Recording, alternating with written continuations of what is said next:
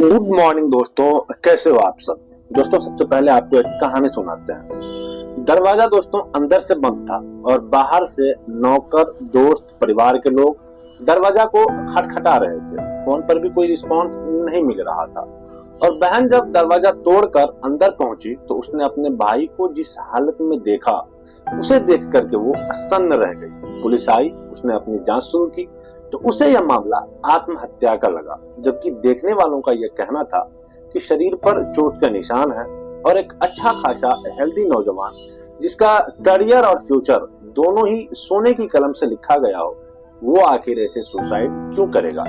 देखते ही देखते यह मामला नेशनल मीडिया की सुर्खियां बन गया।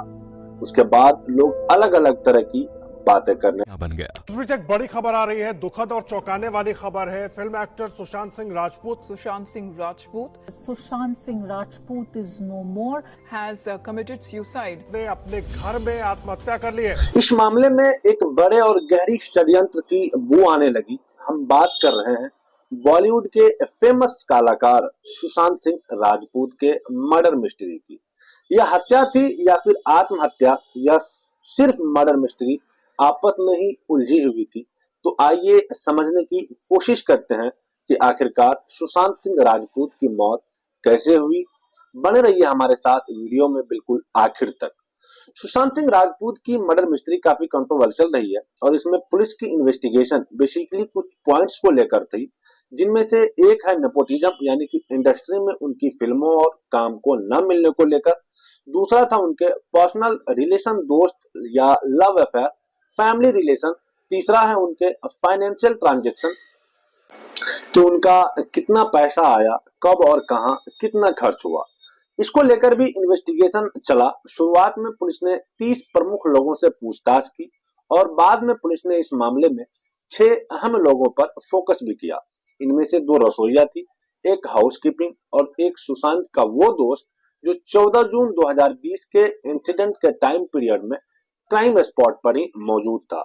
इसके अलावा मुंबई में ही रहने वाली सुशांत सिंह राजपूत की बहन और वो व्यक्ति जो सुशांत सिंह राजपूत के रूम की चाबी बनाने के लिए बाहर से बुलवाया गया था, या वो लोग थे जिन्होंने सुशांत की बॉडी को सबसे पहले देखा। इन सभी लोगों से पुलिस ने गहन पूछताछ की, एक ही सवाल को अलग अलग एंगल से पूछा और इस पुलिस पूछताछ से जो फैक्ट निकल करके सामने आया वो यह था कि इन सभी के बयान एक जैसे ही थे। कोई एक दूसरे को क्रॉस नहीं कर रहा था, यानी उनके बयानों में पुलिस को शक करने लायक कुछ नहीं मिला। कोविड-19 के वर्ल्ड वार क्राइसिस के तहत लॉकडाउन चल रहा था, घर से बाहर निकलना मना था, इसीलिए सुशांत सिंह राजपूत का डेली रूटीन भी डिस्टर्ब हो गया था। इसके अलावा सुशांत सिंह राजपूत के बांद्रा वेस्ट जो स्थित घर से 14 जून 2020 से लगभग एक हफ्ते पहले रिया चक्रवर्ती उन्हें घर छोड़ करके गई थी। यह इंसिडेंट भी उन्हें खूब परेशान कर रहा था और इसके चलते उनका मूड स्विंग हो रहा था। और इस वीडियो को आगे भी हम जारी रखेंगे, लेकिन जो नए दोस्त हमारे इस चैनल पे आए हैं उनसे बस एक छोटा सा रिक्वेस्ट है कि अगर आपको हमारी मेहनत पसंद आती है तो इस चैनल को सब्सक्राइब करके नोटिफिकेशन बेल को जरूर से ऑन कर दें। अब कहानी की तरफ आते हैं। उस दिन सुबह जब बार बार दरवाजा को खटखटाया और पीटने का काम चल रहा था, फोन करके भी उन्हें भीतर से कोई रिस्पॉन्स नहीं मिला, तो सुशांत सिंह राजपूत की बहन और दूसरे लोगों ने चाबी वाले को बुलवाया और जब चाबी वाले ने दरवाजे को खोला और लोग कमरे में भीतर की तरफ देखने लगे तो उन्होंने देखा कि सुशांत सिंह राजपूत का जो पैर है वो बेड के दूसरी तरफ बाहर लटक रहा है और वो बेड के ऊपर फंदे से लटक रहा था। बहन ने जब ये सीन देखा तो उसने सबसे पहले यह कोशिश की कि शायद सुशांत की जान बच जाए। उन्हें फंदे से उतार लिया गया। उतारते वक्त फंदा काफी टाइट था, इसीलिए फंदे को सीजर से कट किया गया। इस दौरान कुर्ते का एक कपड़ा जो होता है वो भी फट गया था। इसके बाद पुलिस को कॉल किया गया। पुलिस ने जांच करके यह कंफर्म किया कि दरवाजे के साथ कोई भी छेड़छाड़ नहीं की गई है, न ही दरवाजे के अलावा रूम में एंट्री होने की या बाहर निकलने का, एग्जिट होने का कोई दूसरा रास्ता है। पुलिस ने सुशांत सिंह राजपूत की मौत को सुसाइड कहा। इसके पीछे जो लॉजिक दिया गया वो ये था उनके अकॉर्डिंग कि सुशांत सिंह राजपूत के बेड से पंखे की मोटर की जो हाइट थी वो लगभग 5 फुट 11 इंच थी और सुशांत सिंह राजपूत की खुद की हाइट 5 फुट 10 इंच थी। बेड के ऊपर लगा पंखा भी बेड के दूसरी तरफ वाले हिस्से के ऊपर फिट था। यानी फांसी लगने के लिए सुशांत सिंह राजपूत के पास उनकी हाइट और बेड के बीच केवल 1 ही इंच का गैप था। और पुलिस का कहना यह था कि जो पैर था वो बेड से बाहर की तरफ था, इसीलिए पर्याप्त गैप मिल गया। यह थी कमरे के अंदर बेड, स्टूल और सुशांत की बॉडी से रिलेटेड इंफॉर्मेशन। सोशल मीडिया पर सर्कुलेट हुई थी तस्वीरों को देखकर लोगों का यह कहना था कि बॉडी पर चोट के निशान थे, लेकिन सुशांत सिंह की ऑटोप्सी को जो 5 डॉक्टर ने मिलकर की थी, उन्होंने कहा कि शरीर पर किसी भी तरह के चोट के निशान नहीं थे, न ही उनकी बॉडी पर स्ट्रगल के कोई निशान थे। इतना ही नहीं, सुशांत की उंगलियों के नाखून भी एकदम क्लीन थे। सुशांत के शॉर्ट्स और टी शर्ट्स पर भी कोई स्ट्रगल मार्क नहीं था। और इसके बाद इस मामले में एक डाउट यह भी था कि शायद उन्हें खाने पीने में कोई बेहोशी की दवा या फिर केमिकल या फिर जहरीली कोई पदार्थ दे दी गई हो और फिर बेहोशी की हालत में कातिल ने उन्हें फंदे पर लटका दिया गया हो। इसको लेकर के पुलिस और पीएम करने वाले लोगों का कहना यह था कि यदि व्यक्ति को कुछ खिलाया पिलाया गया हो तो वह जांच पर सामने आ जाता है। शुरुआती जांच में ऐसे व्यक्ति के शरीर पर उस दवा, केमिकल या फिर पॉइजन से रिलेटेड जो सिम्टम्स आ जाते हैं, बॉडी का कलर चेंज हो जाता है, बॉडी से दवाई, केमिकल या पॉइजन की स्मेल आने लगती है और बॉडी का इंटरनल जो ऑर्गन्स होते हैं वो चेंज हो जाते हैं। दूसरा, मृतक के पेट की विसरा जांच रिपोर्ट में भी फैक्ट आ जाता है। हमारे शरीर में एक थैली होती है जिसमें हमारे द्वारा खाया गया भोजन इकट्ठा होता है। अगर कोई व्यक्ति किसी तरीके की दवाई, केमिकल, पॉइजन का सेवन करता है या उसे धोखे से या फिर जबरदस्ती खिलाया जाता है, तो मरने के बाद ऑटोप्सी के टाइम पर डॉक्टर डाउट होने पर कॉज ऑफ डेथ का पता लगाने के लिए उस थैली में से उनके द्वारा खाए गए जो लास्ट मील के सैंपल्स को कलेक्ट कर लेते हैं।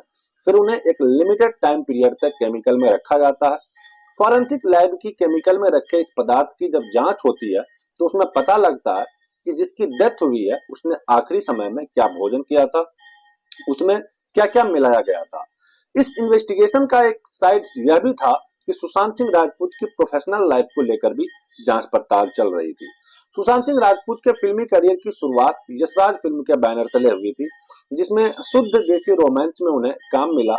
इसके लिए सुशांत सिंह राजपूत और यशराज बैनर के बीच 3 फिल्मों को लेकर के कॉन्ट्रैक्ट हुआ था और इस कॉन्ट्रैक्ट में सुशांत को उनकी पहली फिल्म का मेहनताना 30 लाख दिया जाना था। अगली फिल्म के हिट होने पर 60 लाख और इसके बाद तीसरी फिल्म के हिट होने पर 1 करोड़ यानी 1 CR दिया जाना था। लेकिन फिल्म के हिट होने पर डिसीजन यशराज बैनर ही लेगा। पहली फिल्म शुद्ध देसी रोमांस हिट हो गई। इसके बाद ए डिटेक्टिव व्योमकेश बख्शी, जो कि एक बहुत अधिक नहीं चली, लेकिन पुलिस को सौंपे गए कॉन्ट्रैक्ट के अकॉर्डिंग इस फिल्म के लिए सुशांत सिंह को पूरे 1 करोड़ दिए गए थे। लेकिन तीसरी फिल्म आने से पहले सुशांत सिंह राजपूत के पास दूसरे बड़े प्रोडक्शन हाउस से ऑफर्स आने लगे, जिसमें संजय लीला भंसाली जैसे प्रोड्यूसर भी थे। लेकिन कॉन्ट्रैक्ट की वजह से सुशांत उन ऑफर्स को एक्सेप्ट नहीं कर सकते थे, जबकि उनके साथ इंडस्ट्री में आए कलाकार आगे बढ़ गए, जैसे कि रणवीर सिंह। अब सुशांत को यह लगने लगा कि इस कॉन्ट्रैक्ट की वजह से उसे फायदे की जगह नुकसान हो गया। यशराज बैनर को की सुशांत को लेकर के जो तीसरी फिल्म बननी थी वह शेखर कपूर डायरेक्ट करने जा रहे थे। उनका नाम था पानी, लेकिन शेखर कपूर और यशराज मलिक, उदय चोपड़ा के बीच कुछ क्रिएटिव मैटर्स को लेकर के प्रॉब्लम्स क्रिएट हुई और फिर यह फिल्म टलती ही चली गई। फाइनली सुशांत ने कॉन्ट्रैक्ट तोड़ते हुए दूसरे ऑफर्स को एक्सेप्ट किया। पीके फिल्म, जिसका रिजल्ट यह हुआ कि यशराज बैनर ने अपनी फिल्म का प्रोजेक्ट ही बंद कर दिया। इस बात को लेकर के सुशांत सिंह राजपूत को काफी झटका लगा, क्योंकि वह बेहतरीन डायरेक्टर शेखर कपूर के साथ काम करना चाहते थे।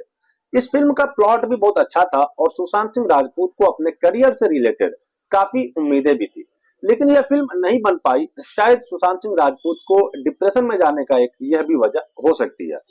आज के वीडियो में इतना ही। हमने आपके सामने सुशांत सिंह राजपूत की मौत वाले दिन से रिलेटेड सरकमस्टेंस और इंफॉर्मेशन के आधार पर हमने पूरी कहानी आपके सामने रखी है।